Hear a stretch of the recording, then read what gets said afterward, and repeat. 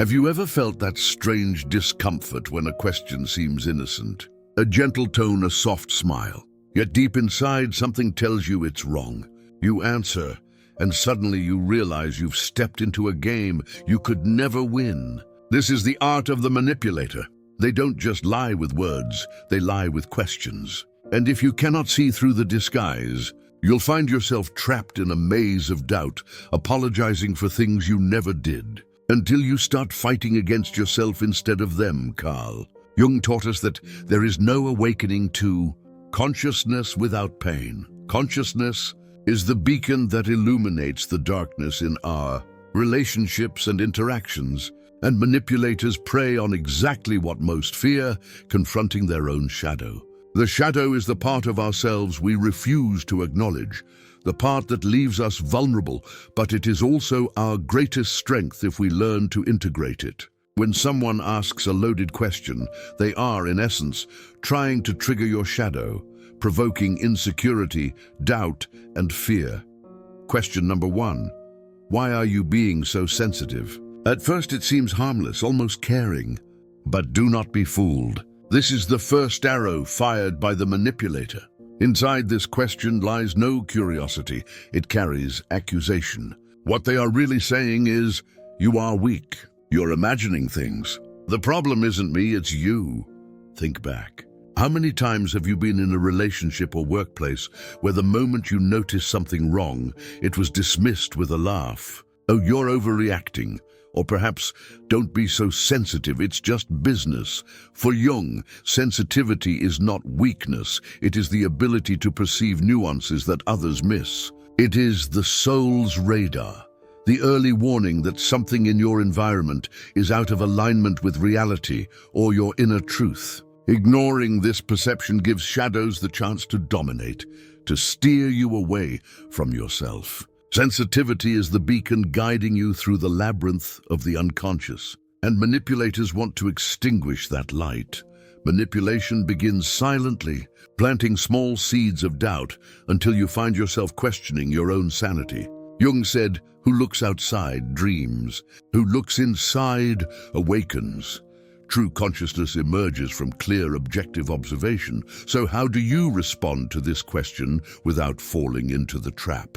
The key lies in shadow integration and full self-awareness. When someone says, "You're being sensitive," pause, observe, and recognize the intention without reacting impulsively.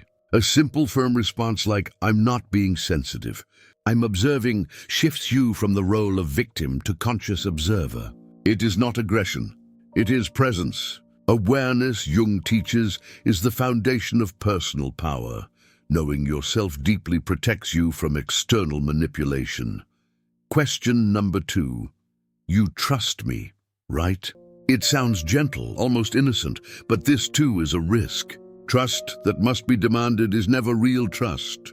Jung reminds us that projection is inevitable. We often project onto others what we haven't integrated within ourselves. When someone asks for blind trust, they are projecting a shadow onto you, a guilt for doubting, a shame for questioning. True trust is earned through consistent action, through alignment of word and deed. When someone asks, "You trust me, right?" do not rush to comply. Observe, breathe. Ask yourself, is this trust deserved or demanded? Awareness of yourself and shadow integration teach us that we cannot give what we do not fully understand. This is not distrust, it is clarity. And Jung emphasized the difference between what we are and what we want to be is what we are called to integrate. By now, you can see that each manipulative question is a mirror. It reflects not only the other's intent, but also the blind spots within you. A manipulator cannot control your consciousness. They can only exploit what you have yet to integrate. The more awake you are, the sooner you recognize the trap, without emotional reaction. Before moving to the next 3 questions, reflect on this. Every doubt, every loaded question is an opportunity to deepen self-knowledge, to integrate your shadow, to transform vulnerability into power. If this message is opening new pathways in your mind, subscribe now and turn on notifications. In the comments, write just 3 words that represent your awakened awareness. I observe everything. Question number 3, are you accusing me of something? This question is subtle, almost polite, yet it is a shield designed to flip the frame and put you on trial. Here's how it works. You raise a concern, noticing that something doesn't add up. You ask a question. Suddenly, instead of answers, you face a sharp counterattack. Wait, are you accusing me now? Without realizing it, the observer becomes the accused. The spotlight shifts from their behavior to yours, forcing you into defense. You rush to explain, to justify, to apologize. No, that's not what I meant. And in that moment, your power slips away. Jung's insight into projection becomes crucial here. The manipulator is projecting their guilt, fear, or hidden intentions onto you, using your observation as a weapon against yourself. As Jung said, everything that irritates us about others can lead us to an understanding of ourselves. The manipulator's question is an invitation to reflection, not to blame yourself, but to recognize how your shadow interacts with theirs. Are you quick to feel guilt? Do you defer to avoid conflict? These reactions are the very points they exploit. So how does a conscious Jungian approach respond? With stillness, composure, and awareness. Next time someone snaps, "Are you accusing me?" do not rush to fill the silence. Hold your ground. Maintain eye contact. Wait 2, maybe 3 seconds and calmly reply, "Should I be?" 3 words. They are enough to shift the pressure back to the manipulator. They expect panic. They do not expect clarity. Real-world examples. A boss confronted about missing funds asks, "Are you accusing me of stealing?" A partner questioned about secrecy. "Are you accusing me of cheating?" In both cases, the tactic is the same. Turn your search for truth into an attack you must defend. But the Jungian observer refuses the bait. Truth is not panicked. Wisdom does not apologize for perception. Question number 4. Would I ever lie to you? This question is poison wrapped in velvet. It sounds gentle, almost wounded, as if your doubt insults them. But think, why would someone need to ask this unless they already sensed you were close to the truth? Would I ever lie to you? Is not a question. It is theater, designed to cast them as noble and you as cruel for even imagining otherwise. It is not about honesty, it is about guilt. If they can make you feel guilty for doubting, you will silence your instincts, handing them blind trust, their ultimate goal.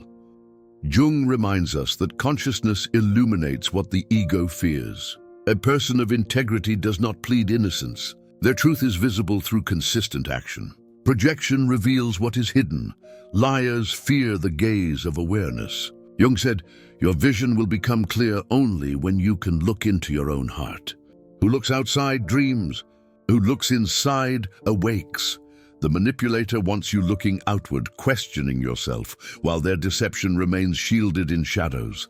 How would a Jungian respond? Not by panic, not by reassurance, with calm clarity. The next time someone asks, "Would I ever lie to you?" Pause, let the silence work, then reply, "The question is not whether you would lie, but whether I would know if you did." That single line flips the power. Manipulators thrive in fog. When clarity arrives, shadows vanish. Honest people have no fear of scrutiny. Only liars do. Reflection time. Consider your own projections. When you feel doubt, fear, or anger, what part of your shadow is reacting? Are you over-identifying with your emotional response or observing it as Jung advised? The conscious mind, the part awake to the shadow, cannot be manipulated. Every manipulative question is an opportunity to integrate what you project, to reclaim your awareness, to strengthen your inner boundary. If this resonates with you, take a moment to subscribe and hit the notification bell so you never miss a lesson in self-mastery and conscious living. In the comments, write 3 words that affirm your awakening. I see clearly. Question number 5. Can we just move on? This is the last card in the manipulator's deck. When denial fails, when distraction fails, they turn to exhaustion. On the surface, it sounds peaceful, even conciliatory. But look deeper. It's never about resolution, it's about escape. What they are really saying is, I don't want accountability. I don't want to face the truth. I just need you too tired to keep asking.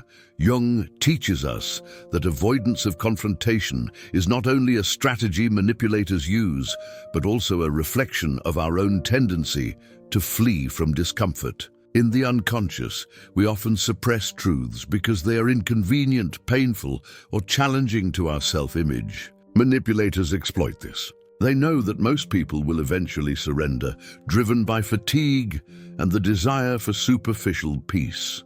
But peace obtained through avoidance is not true peace. It is a mask.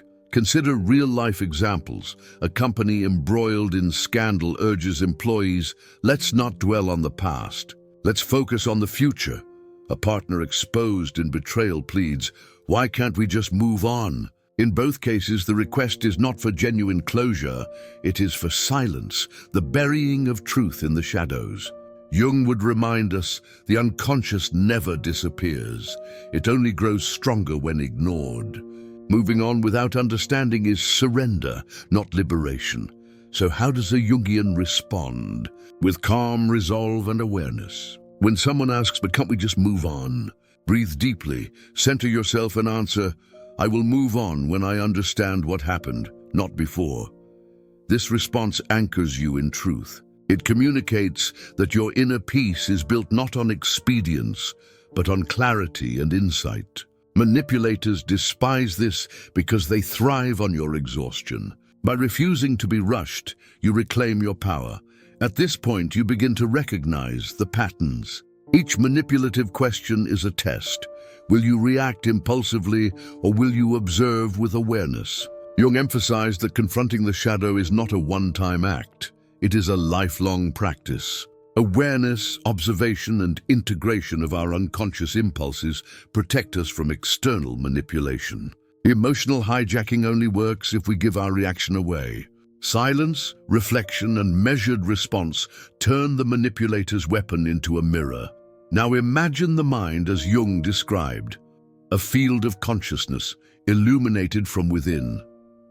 Manipulators thrive in darkness, in confusion, in unawareness. But when your inner light shines, when you are conscious of your shadow, aware of your projections and grounded in truth, their questions lose all power. They become mere words, empty gestures, theatrical attempts to provoke. What they cannot manipulate is what you observe calmly, what you integrate fully, what you own consciously. This is the Jungian shield, a combination of self-awareness, shadow integration, and psychological clarity. Epictetus might have called it stoic discipline, but Jung would frame it as conscious living, an ongoing dialogue between ego and shadow, perception and projection. The manipulator's battlefield is emotional chaos. Your battlefield is the mind, and your weapon is awareness. Take a moment now. Reflect on the patterns you've seen in your life. Identify the questions that trigger doubt, shame, or guilt. Recognize them as projections, opportunities to integrate, to illuminate, to reclaim your power. Each response you choose with clarity reinforces your inner fortress. You are no longer a pawn. You are the conscious observer, the awakened participant, the master of your own mind. If this message resonates, subscribe to continue exploring the depths of consciousness and the psychology of self-mastery. In the comments, write 3 words that capture your commitment to clarity. I choose awareness. Now, having explored the 5 most dangerous manipulative questions, you can see the landscape clearly. Each question is a move on a hidden chessboard, a subtle attempt to provoke, confuse, and control. But you are no longer a pawn, you are the conscious player. Jung teaches us that to know oneself is to possess the ultimate shield. Awareness of your shadow, your projections, and the psychological games of others transforms vulnerability into strength. Manipulators thrive on emotion, not logic. They seek to exploit your fear, guilt, and doubt. They attempt to turn your awareness against yourself, to exhaust you until you surrender your search for truth. But the conscious mind, the mind awake to the shadow, is immune to such tactics. Jung reminds us that the unconscious only gains power when ignored. When observed, acknowledged, and integrated, it becomes an ally rather than a threat. Reflect on each question again. Why are you being so sensitive? Sensitivity is not weakness, it is awareness. You trust me, right? Trust is earned through action, not demanded through words. Are you accusing me of something? Observation is not accusation, it is clarity. Would I ever lie to you? Truth is never threatened by scrutiny. Can't we just move on? Peace comes from understanding, not avoidance. Each response you give with conscious awareness reclaims your power and reinforces your autonomy. Jung emphasized that true awakening comes through confronting the shadow. The manipulator exposes this shadow in your psyche, but your response determines whether it dominates you or strengthens you. Every moment of clarity, every measured answer, every calm observation is a step toward mastery over your own mind. You are no longer reactive. You are intentional.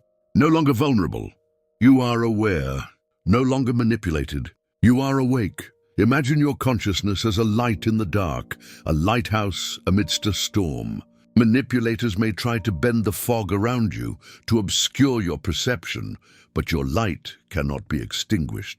It shines not through aggression, not through force, but through presence, understanding, and integration. Jung called this individuation, the process of becoming whole, conscious, and self-directed. In this state, you move through the world unshakable, calm, and centered. Now integrate this lesson into your daily life. Observe questions, interactions, and challenges not as threats, but as mirrors of your own awareness. Practice pause over reaction, reflection over impulse, observation over judgment. When you recognize manipulation, respond with clarity, not emotion. This is the Jungian path to freedom, a path where the mind is your fortress, your awareness your sword, and your shadow your guide.